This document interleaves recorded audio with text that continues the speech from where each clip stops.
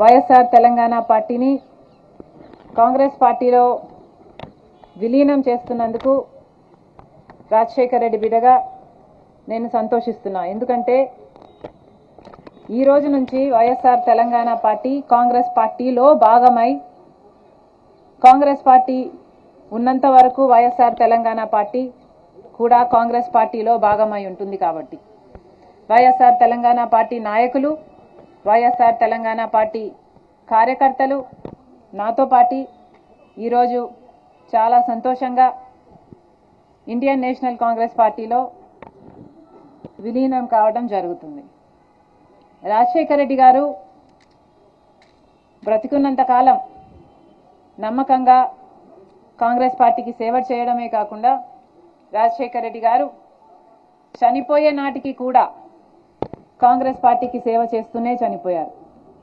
ఈరోజు రాజశేఖర్ రెడ్డి బిడ్డ కాంగ్రెస్ పార్టీలో చేరుతుంది అంటే రాజశేఖర్ రెడ్డి గారికి చాలా సంతోషం, చాలా గర్వం కలిగించే విషయం అని నేను నమ్ముతున్నా.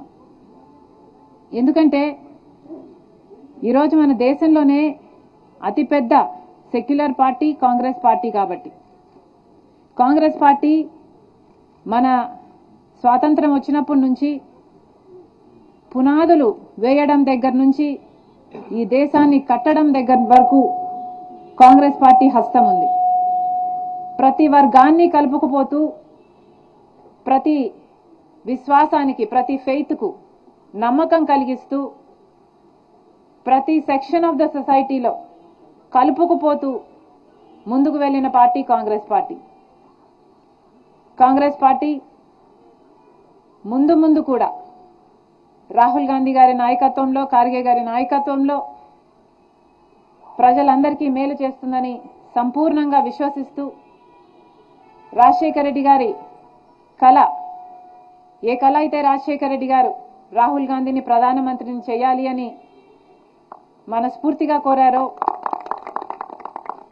అది నెరవేర్చడానికి రాజశేఖర్ రెడ్డి గారి బిడ్డ మనస్ఫూర్తిగా పనిచేస్తుంది. కాంగ్రెస్ పార్టీ రాజశేఖర్ రెడ్డి బిడ్డ మీద నమ్మకం ఉంచి తెలంగాణలో వైఎస్ఆర్ తెలంగాణ పార్టీ చేసిన త్యాగాన్ని గౌరవించి ఈరోజు రాజశేఖర్ రెడ్డి బిడ్డను కాంగ్రెస్ పార్టీలోకి ఆహ్వానించడం జరిగింది.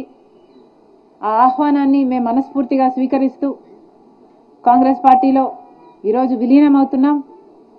ఈరోజు నుంచి కాంగ్రెస్ పార్టీ ఏ బాధ్యత మా మీద ఉంచినా ఆ బాధ్యతను విశ్వాసంతో సంపూర్ణంగా నెరవేర్స్తామని నాతో పాటు వైఎస్ఆర్ తెలంగాణ పార్టీ నాయకులందరూ కూడా మనస్ఫూర్తిగా మాటిస్తున్నాం.